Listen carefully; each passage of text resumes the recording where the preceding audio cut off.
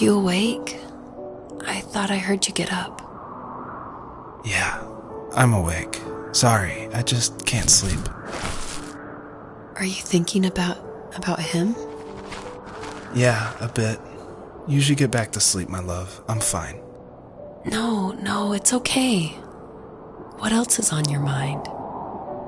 I don't know. It seems weird, but I had one of the most vivid dreams of my life.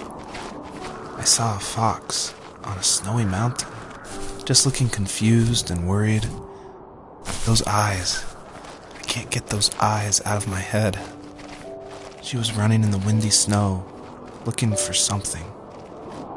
Do you think it has to do with you and what's been going on? I don't know. It was just a dream, Rachel. They're not meant to make sense. A lot's happened the past couple days, that's all. Well, if you're not going to sleep anyway, you should tell me. I want to hear. All right.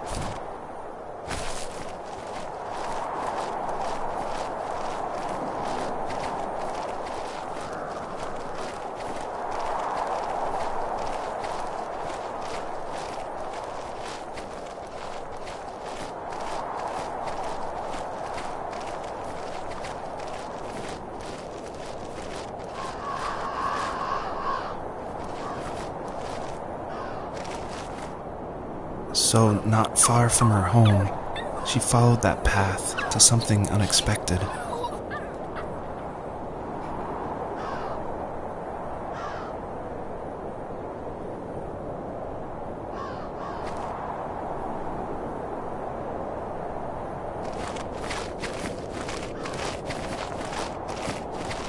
She couldn't stay, though. She had to find her other 2 children. So she took that path. She followed it towards something ancient. Something with answers.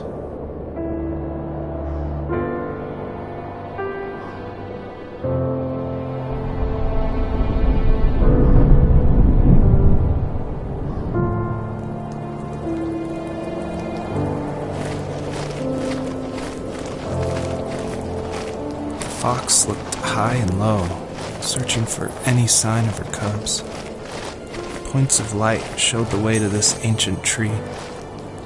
It was as if each one had a story to tell, all their own. The land was trying to tell my story, too. I felt like I was right behind her the whole time.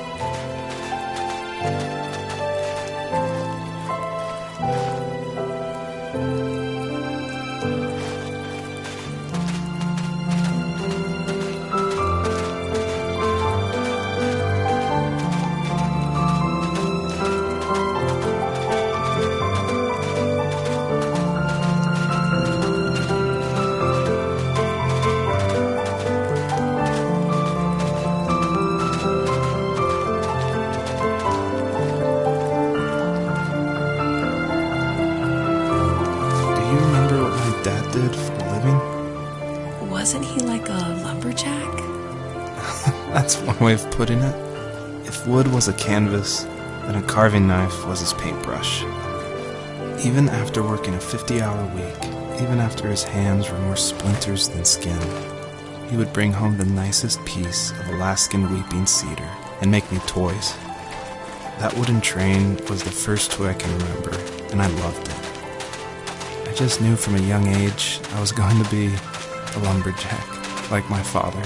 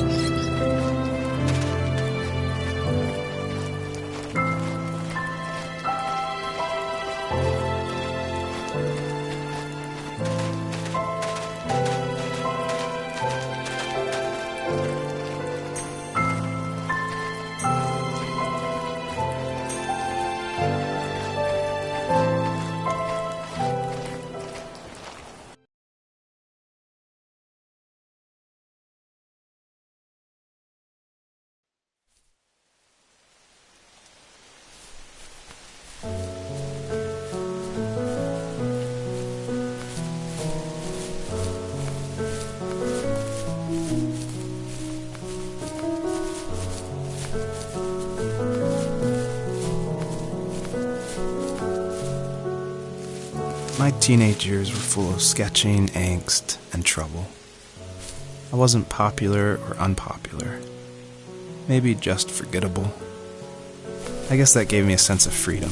So I hung out with crazy kids, doing crazy things, even though I mostly just watched the chaos ensue. We did it all. Put fireworks in mailboxes, hide roadkill in people's garages, break windows of the barber shop in Anchorage. My dad was furious, but he was so busy working he couldn't do much to stop me from going out. I think being an adult means there's no one to stop you making hard decisions. He had to make a living, and he couldn't be in two places at once. Yeah, I realize that now. But at the time, I was sure he was more interested in growing his business than what was going on with me.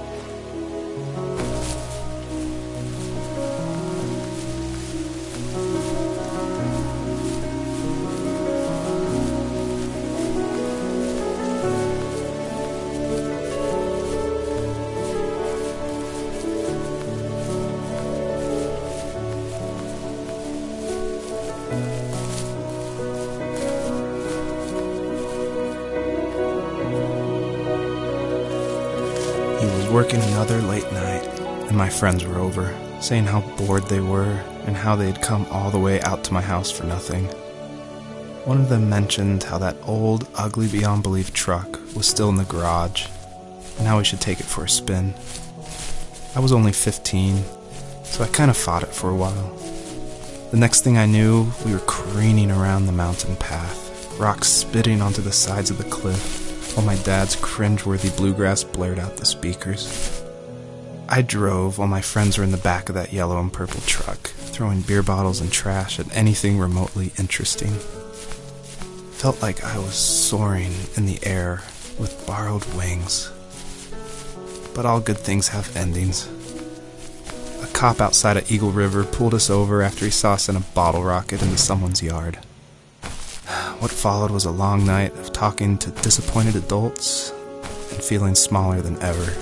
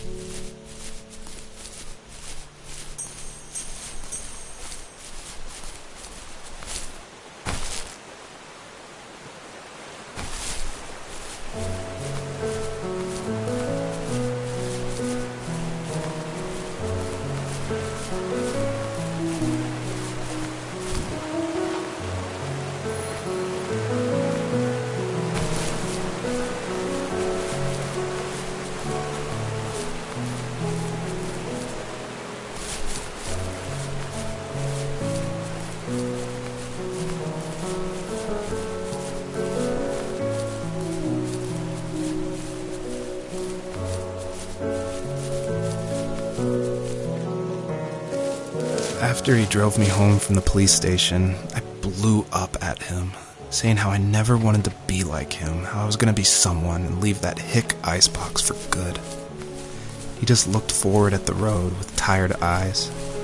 I took out that bluegrass tape from the cassette deck and chucked it out the window. In my sage teenage wisdom, I thought I had proved the ultimate point. But my dad had a different idea. He slammed the brakes, slowly bowed his head while gripping the steering wheel, and finally looked at me.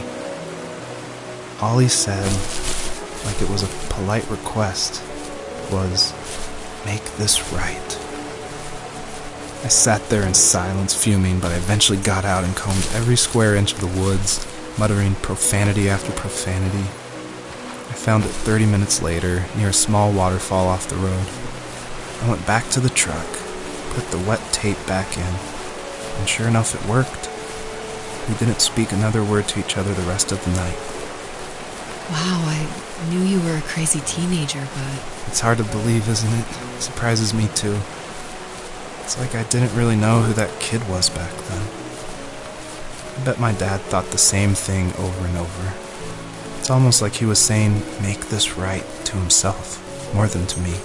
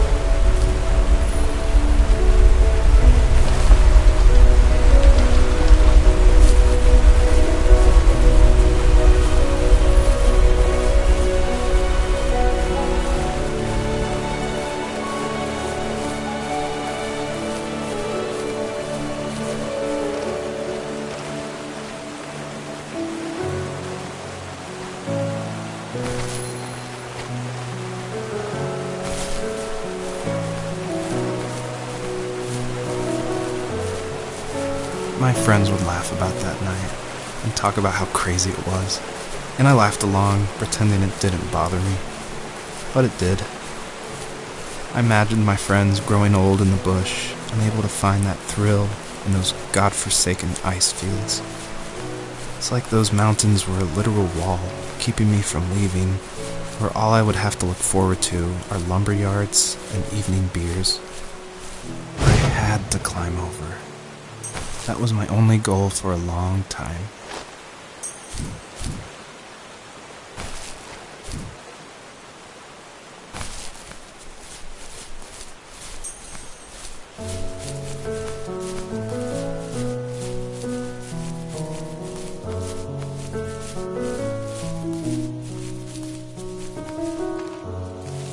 If there was some way I could take my love of drawing and turn it into a way of escape, nothing would make me happier. I wanted to create instead of tearing trees down. I wanted to move to the lower 48, not because I hated it there in Alaska, but I hated the idea of it. It's like all of that spite inside me had created this monster which followed me around my whole teenage years. I put so much energy into doing what others didn't expect of me. Why did I do that? There's one fact you're forgetting, though. If you didn't have that fire in you, we probably would have never met. You're absolutely right. Maybe the destination is all that matters in the end. But then why am I awake? Why am I seeing this fox go on her journey? And why can't I stop thinking about my dad?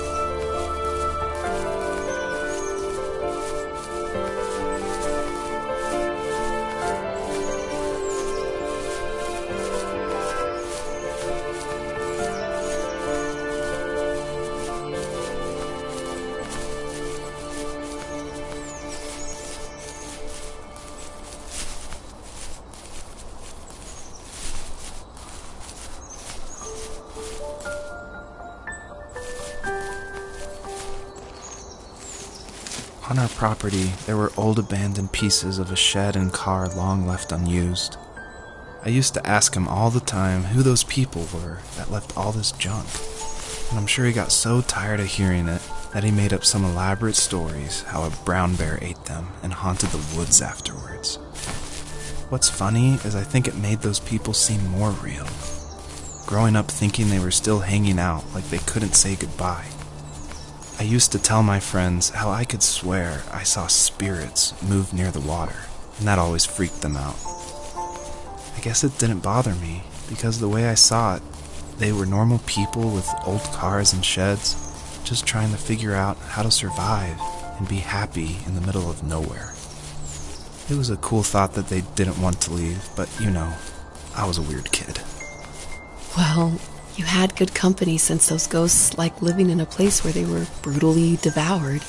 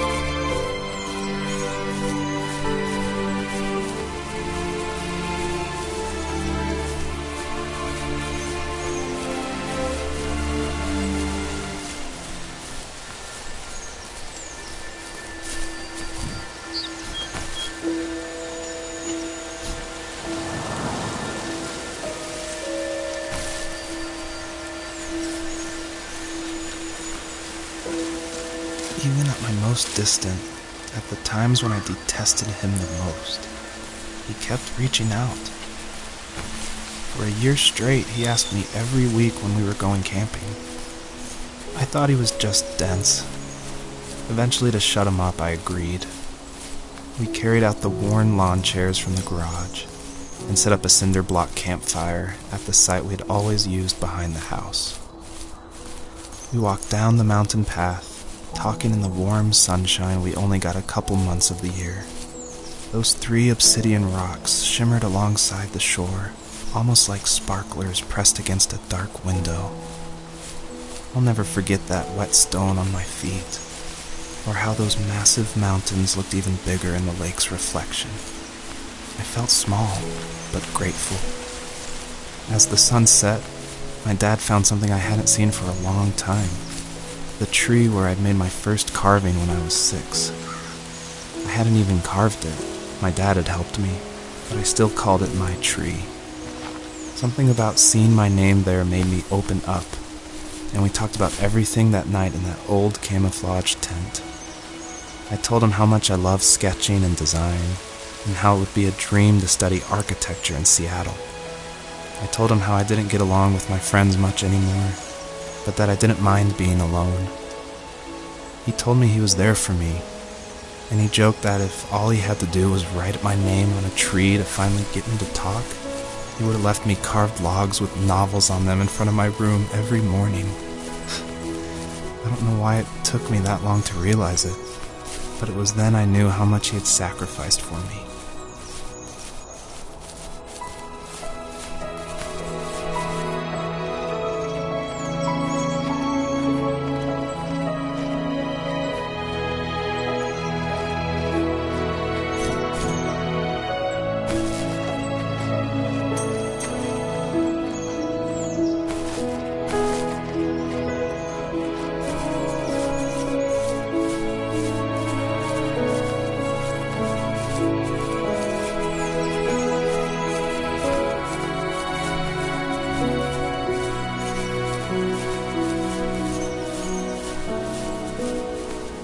My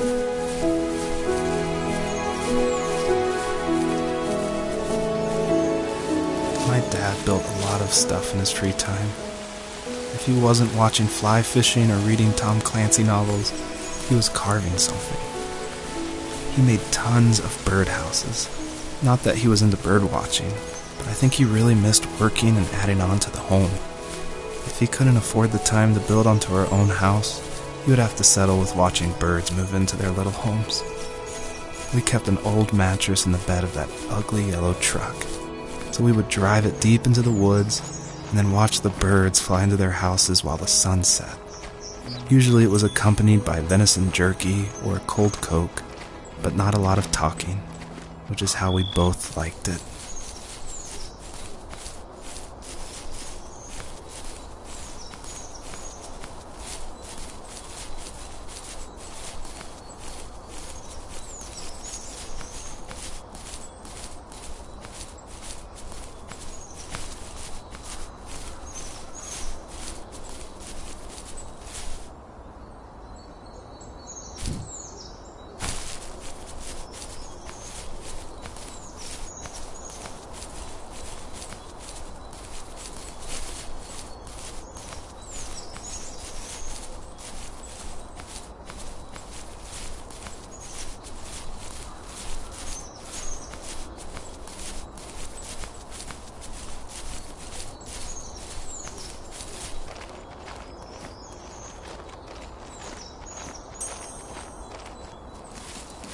We were happiest underneath the evergreens.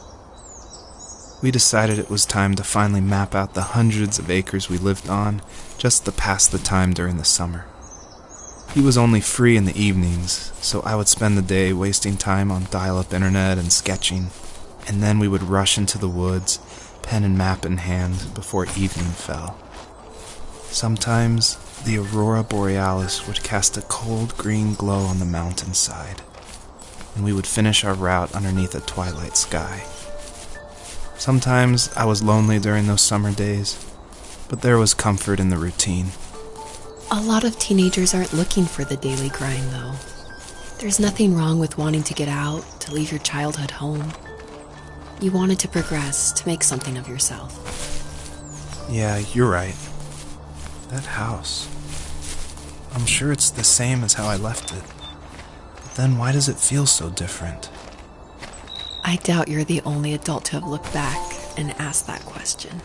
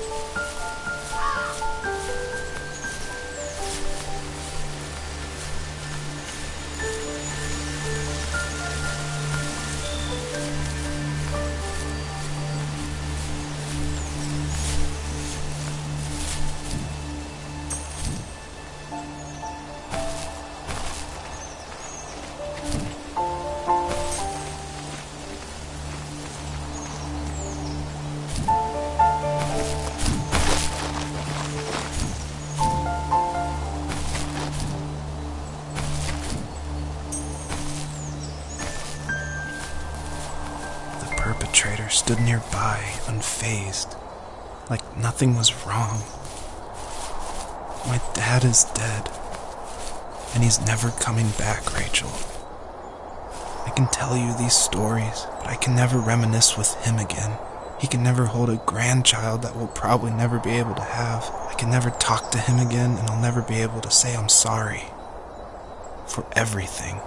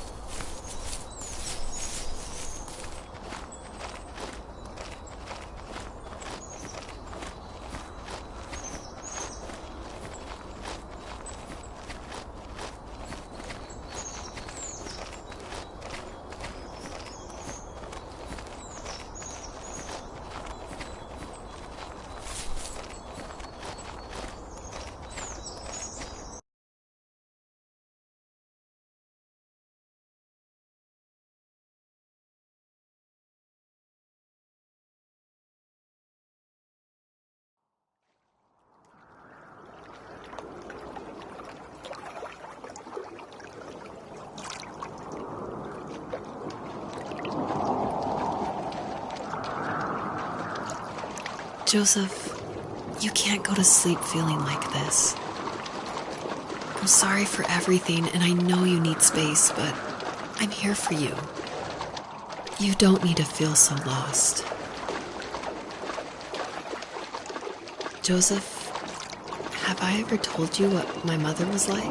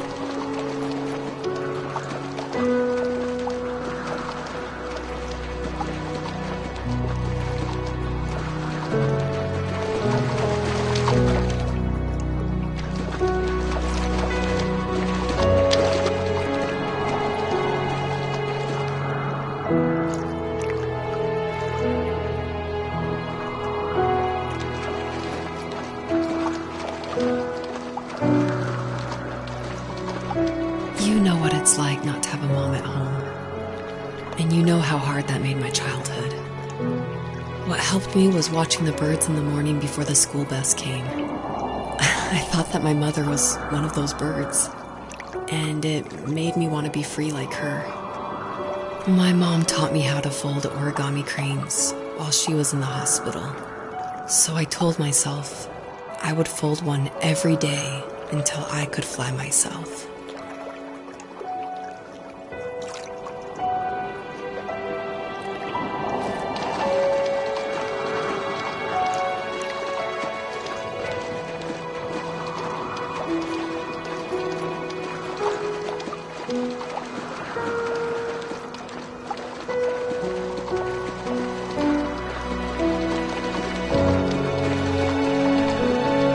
I think we both have always loved animals, and for me that love started with a dog. Sometimes this Rottweiler would come up to our property line and wait at the fence for me, but only once in a while.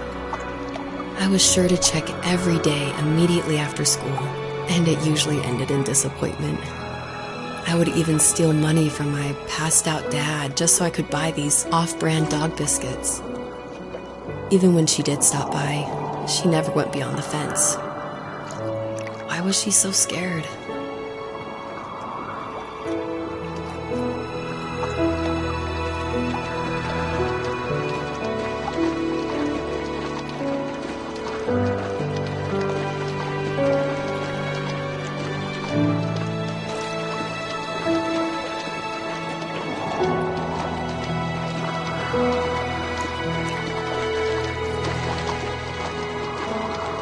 I think my dad was the opposite of your dad in almost every way, except he was in the military as well. He coped with alcohol of every kind. The trailer started falling apart, he got angry, and I withdrew. More and more I became the weird, quiet kid who made lots of origami birds and carried dog biscuits around. I think we were pretty similar when it came to being the weird kids. And that same sincerity in college was one of the reasons I was so drawn to you.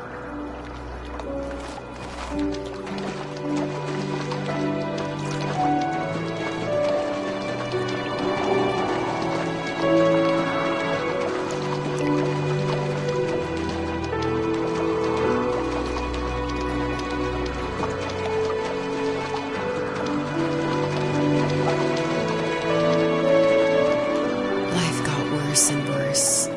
And at one point, I really didn't think I could survive another day with my soul still intact. I had no real friends, let alone neighbors, since we lived in the middle of nowhere.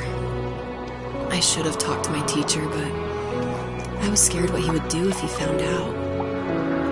As I waited for the school bus one morning, I walked around until I found something in an abandoned shed. Something I can't put into words.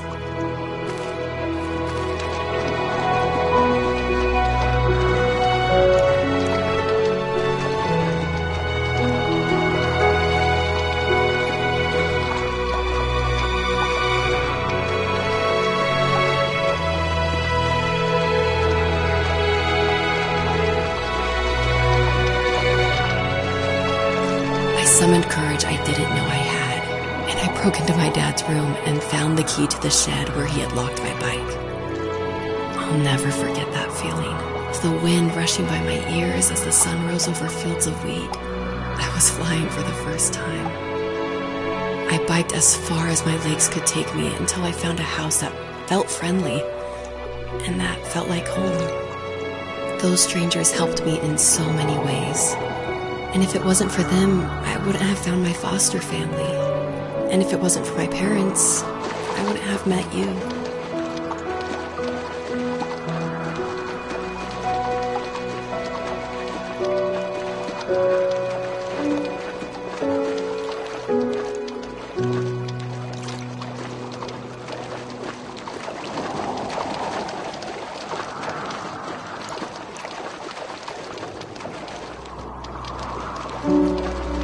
You have strength, Joseph, and you're not as alone as you think.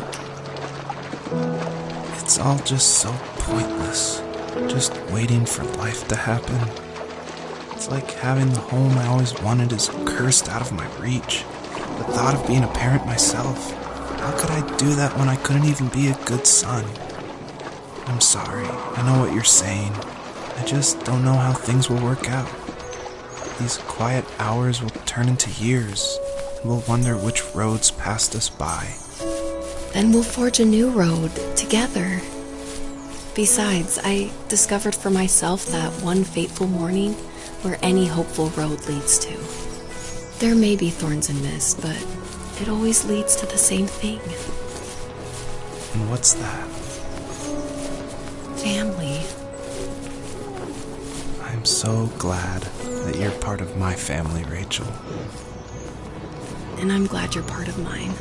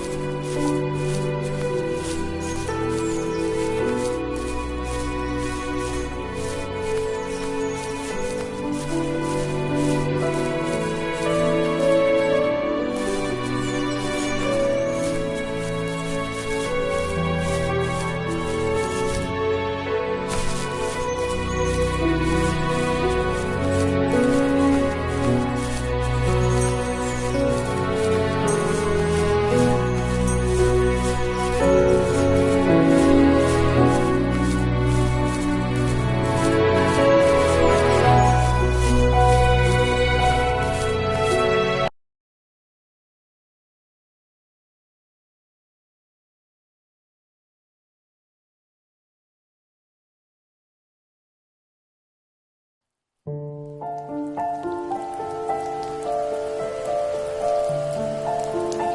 fox knew her last cub would be waiting for her at the first tree. She was almost there. The rain cascaded onto the jade valley where the entrance to the tree was. Life was protected there, because that's where life began. It was now only a mother and a daughter left. Items from my life still dotted the ground as she moved closer to her destination and destiny.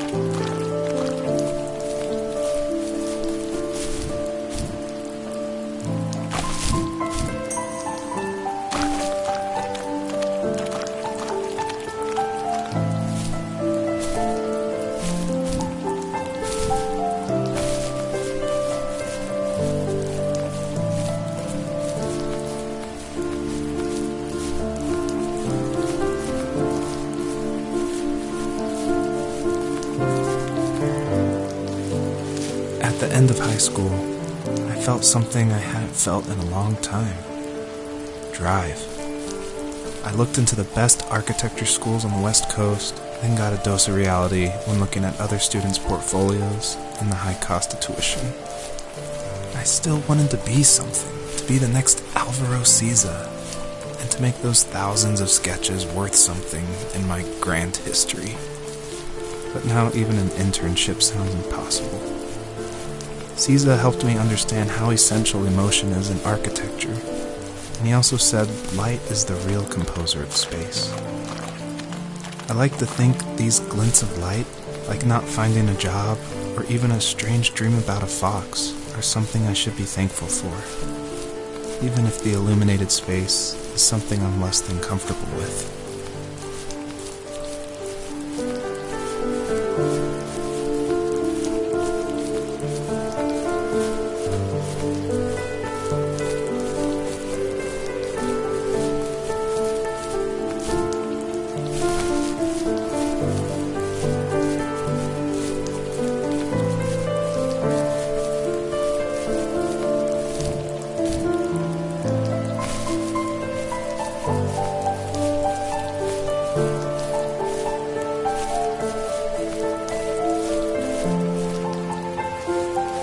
My dad was super supportive with my college plans, to a point. Things were okay until this terrible accident happened. I guess a forklift flipped over due to a bad axle, and it crushed one of the workers there. My dad didn't eat for days, even though he wasn't directly involved. It devastated him. Not only did it hurt the business, but it just freaked him out. He would talk in his sleep, muttering things about firing people and saying sorry. One fateful day he approached me, said that since my school search wasn't going well, I should finally be a man and take over the family business. He said one day he was going to die, and that all of his work, sacrifice, and even that man's life would be wasted in vain. I just lost it. Teenage me just exploded at the thought. I screwed up. I said things I shouldn't have. He was having a crisis, and I pretty much spit in his face.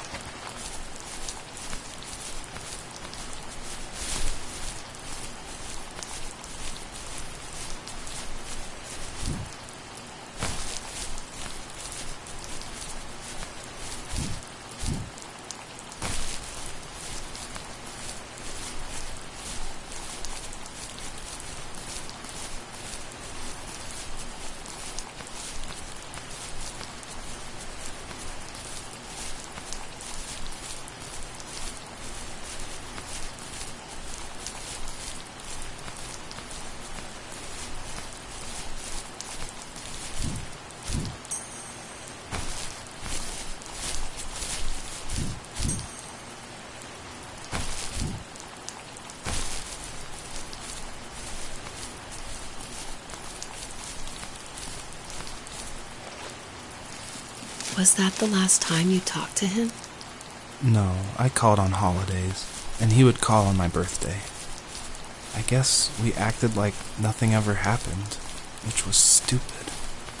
Didn't want to ask about his lumberyard, and I'm sure he didn't want to ask about my job search. I never went back and visited. I think the last conversation we had was about what movies we had seen and what exactly a best boy is in the credits. I thought he would be here so much longer.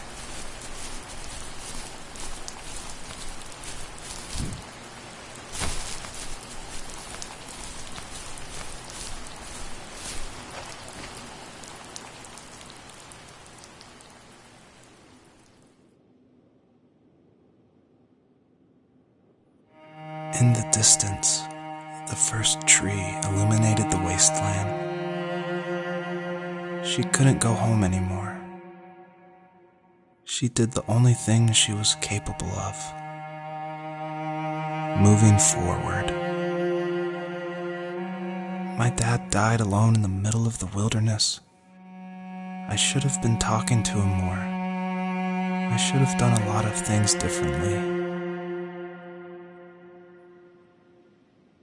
If the first tree on Earth brought life with it, if it taught the birds to sing and fly and showed saplings how to grow,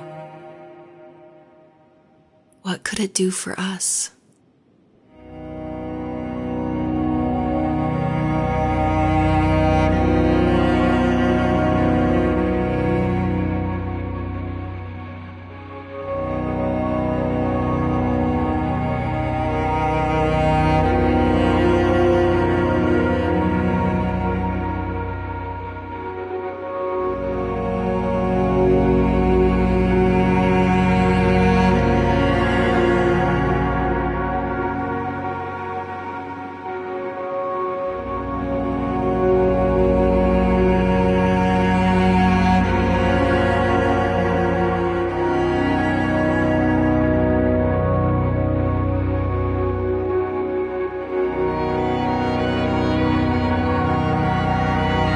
Was a letter I received yesterday from a name I didn't recognize, with a quote I can't stop thinking about.